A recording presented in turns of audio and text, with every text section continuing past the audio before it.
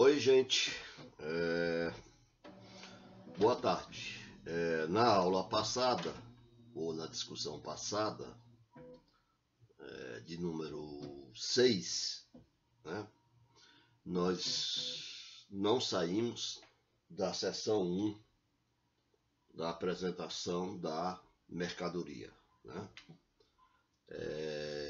Hoje, né, vamos fazer uma recapitulação rápida para a gente já entrar na seção 2, né, que é o duplo caráter do trabalho representado na mercadoria. Primeiro, seção 1, o duplo caráter da mercadoria, que a mercadoria é valor de uso e valor, né, embora Marx diga aí que se trata de valor de uso e valor de troca, mas depois ele corrige e diz que essa forma de se expressar está errada, né?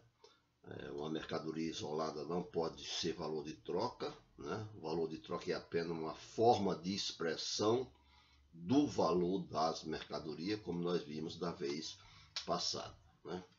Quem não viu o vídeo passado, né, seria bom que desse uma olhadela, né, para poder acompanhar o vídeo, a aula de hoje, né? Então, na aula passada, além desses aspectos gerais, nós vimos, né, que o valor de uso, Marx diz muito claramente que o valor de uso é a forma material,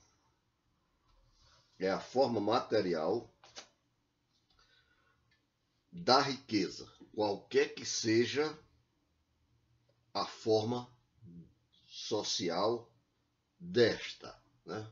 Quer dizer, o valor de uso é a forma material da riqueza, que se trate do capitalismo, que se trate de uma sociedade feudal ou de uma sociedade antiga, né, ou possivelmente de uma sociedade socialista. O valor de uso continua sendo o conteúdo material da riqueza. Na sociedade capitalista, continua Marx, o valor de uso na forma de sociedade, vamos segui-lo, né, mais literalmente. Na forma de sociedade que iremos analisar, os valores de uso constituem, diz ele, ao mesmo tempo, suporte materiais do valor de troca. Ora, se a mercadoria é produzida para ser trocada, já que ela é valor de uso e valor de troca, e a mercadoria não é produzida, como nós vimos da vez passada, né, para fazer caridade, ou porque quem a produziu acha bonito produzir mercadoria, sente-se realizado a produzir uma camisa bonita, uma bota bonita ou qualquer outra coisa. Se produz mercadoria para ser vendida, se produz mercadoria para ser comercializada. Significa dizer que se produz mercadoria para ser trocada. Agora, a questão que se coloca, né, é a seguinte: como coisas qualitativamente distintas podem ser igualadas, podem ser permutadas uma pelas outras? Como eu posso trocar camisas por café, trigo por algodão, botas por calça, né, e assim por diante. Carros, vamos usar um exemplo mais próximo da gente, trocar carro por boi ou qualquer outra coisa, né? São coisas distintas, né? Então, Marx vai procurar descobrir o que há de comum entre as mercadorias e permite que coisas qualitativamente distintas podem ser igualadas, podem ser consideradas como iguais. E essa coisa comum, né, vamos logo adiantando aqui, esse algo que é comum às mercadorias não é algo inerente à propriedade da mercadoria, né? É algo diferente da mercadoria. Então vamos ver como é que o Marx mostra como coisa distinta tem algo comum, que não se confunde, não, e esse algo comum, né, não se confunde nem é, digamos assim, derivado da mercadoria, do corpo da mercadoria. Então ele procede para descobrir esse algo comum através de uma abstração ou redução. Ele diz, né, na página 116 da seção 1, lembrando que eu estou utilizando aqui a edição da Boitempo, né, segunda edição de O Capital. Ele diz, eu vou repetir o que eu já disse da vez passada, mas não custa nada repetir. Abstraindo do valor de uso dos corpos, mercadorias, resta nelas uma única propriedade, a de serem produtos do trabalho. Isso é que há de comum na mercadoria, né? Mas mesmo o produto do trabalho já se transformou em nossas mãos. Se abstrairmos do seu valor de uso, abstraímos também dos componentes e forma corpórea que faz dele um valor de uso, o produto não é mais uma mesa, uma casa, um fio ou qualquer outra coisa. Todas as suas qualidades sensíveis foram apagadas. E também já não é mais o produto do carpinteiro, do pedreiro, do fiandeiro ou de qualquer outro trabalho produtivo determinado.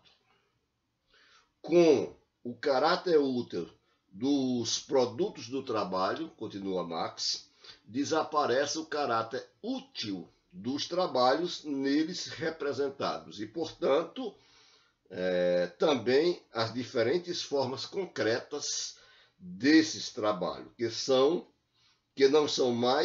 não mais se distinguem uns dos outros, sendo todos reduzidos a trabalho humano igual a trabalho humano abstrato.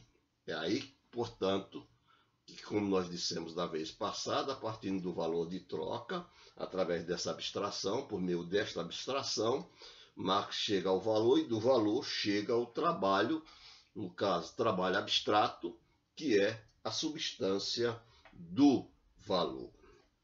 Se a gente parar um pouco para pensar a forma como aqui Marx apresenta esse processo de igualação das mercadorias para encontrar o que há de comum entre elas, este movimento de abstração pode levar o leitor a pensar que se trata de um movimento do pensamento de Marx. Tá? Pode-se levar a pensar que se trata de uma generalização abstrata. O que é uma generalização abstrata? Olha, veja bem o seguinte, né? Quando nós olhamos ao nosso redor, o que nós observamos são uma série, inúmeros singulares. Todos são diferentes uns dos outros. Bom, se eu quero conhecer um determinado singular, se eu quero conhecer, por exemplo, o que é casa, eu tenho que fazer uma comparação, uma análise e uma abstração ao mesmo tempo entre as diferentes casas e daí tirar o conceito de casa.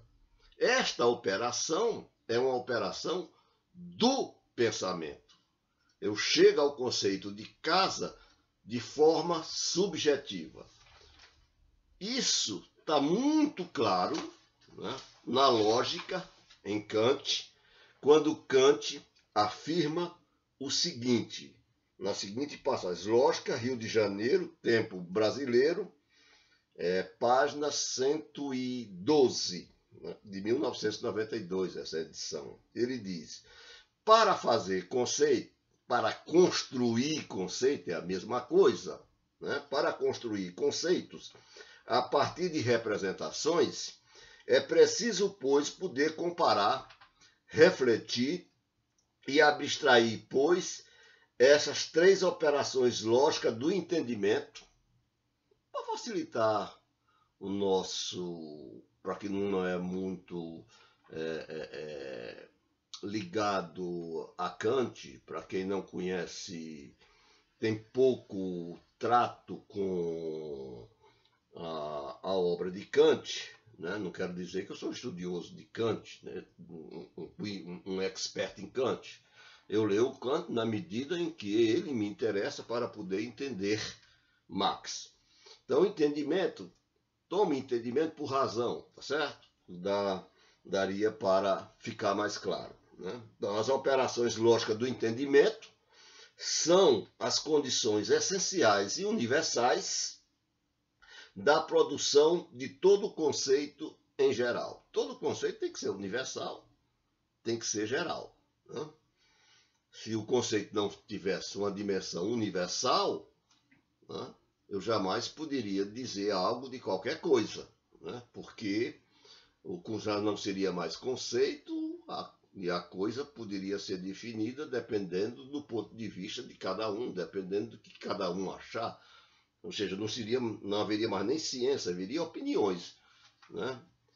Dependeria do que cada um vê. Ao comparar, antes de mais nada, esses objetos entre si, que são diferentes uns dos outros... ele diz, conceitos em geral.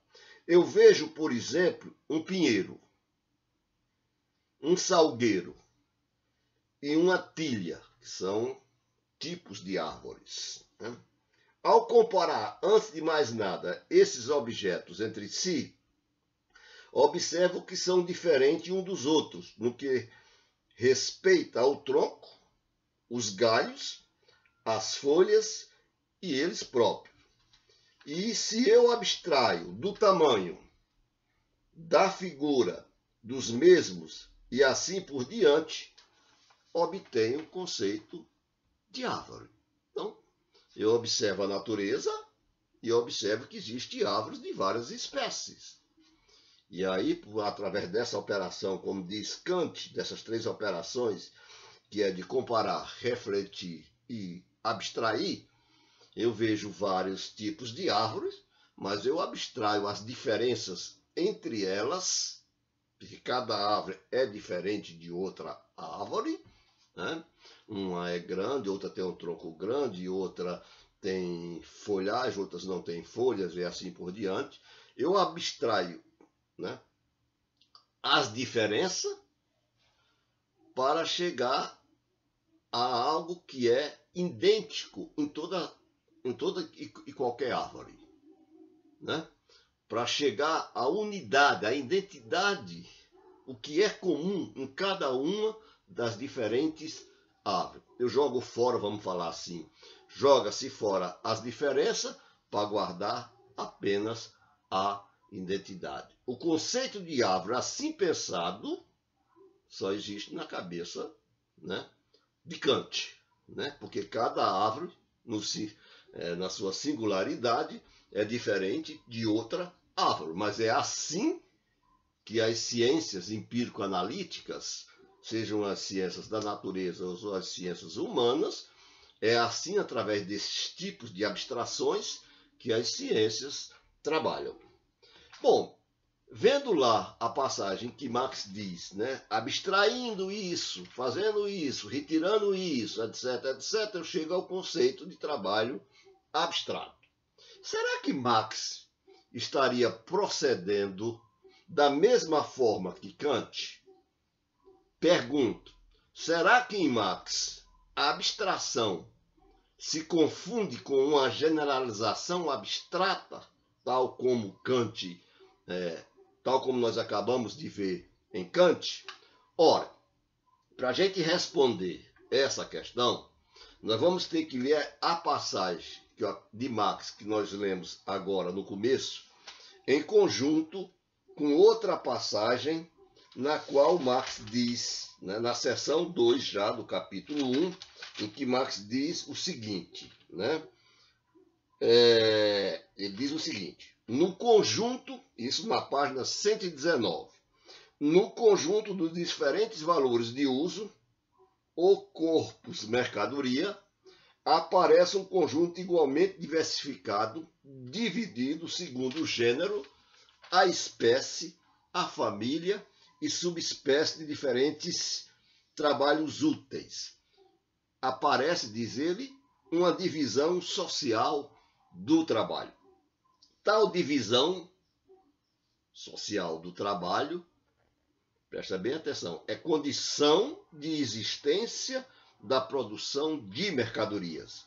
Embora esta última, ou seja, a produção de mercadorias, inversamente, não seja condição de existência da divisão social do trabalho. A divisão social do trabalho é uma condição geral da produção, independentemente de qualquer que seja a forma social em que é realizada essa produção. E Marx continua, na antiga comunidade, para demonstrar o que eu acabo de dizer, na antiga comunidade indiana, o trabalho é socialmente dividido sem que os produtos se tornem mercadorias. Ou para citar um exemplo mais próximo, em cada fábrica, o trabalho é sistematicamente dividida, chamada divisão técnica do trabalho, mas essa divisão não implica que os trabalhos troquem entre si seus produtos individuais. E aí ele conclui, apenas produtos de trabalhos privados, separados e mutuamente independentes um dos outros se confrontam como mercadoria. Apenas trabalhos privados, separados e mutuamente independentes um dos outros se confrontam como mercadoria. Bom, vejamos uma outra passagem na qual Marx diz o seguinte, né? Ele diz o seguinte, deixa-me ver aqui onde é a passagem. Me perdi aqui, deixa-me ver, eu acho já. Só um instantezinho, por favor. Só um instantezinho, por favor. Na página 119. Marx diz o seguinte. Assim como o casaco e o linho são valores de uso qualitativamente distintos, também o são os trabalhos que os produzem. Alfaiataria e tecelagem. Não fossem valores de usos, presta bem atenção nisso, não fossem valores de usos distintos, qualitativamente distintos, e por isso produtos de trabalhos úteis qualitativamente distintos, essas coisas não poderiam se confrontar como mercadorias. O casaco não é trocado por casaco. Um valor de uso não se troca pelo mesmo valor de uso. Agora você pega a passagem que eu acabei de ler, que a divisão social do trabalho é pré-condição necessária para a produção de mercadorias, e veja que, né, essa divisão do trabalho é pressuposta aqui também, quando Marx diz o seguinte, para que os valores de uso, para que as coisas possam se confrontar como mercadorias, é preciso que elas sejam produtos de valores de uso qualitativamente distintos. E os valores de uso qualitativamente distintos são valores de uso qualitativamente distintos, porque para produzi-los é preciso trabalhos concretos qualitativamente distintos. E agora é que vem o que eu queria mostrar para vocês. Aquela redução feita por Marx, que aparentemente poderia levar a se pensar que se trata de uma redução do pensamento, não o é. Trata-se do que ele vai dizer, e nós vamos ter oportunidade no próximo vídeo de ver isso mais de perto, citando inclusive o próprio Marx.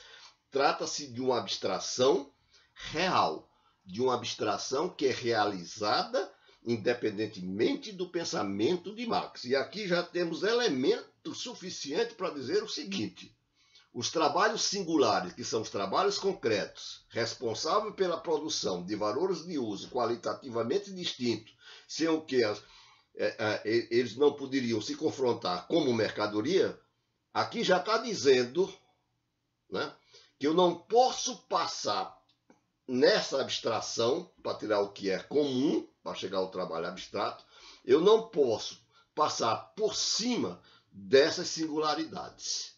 Eu não posso eliminar as singularidades para guardar apenas o que há de comum entre as coisas, como o faz Kant. Mas isso é matéria para a próxima discussão. Até lá, então.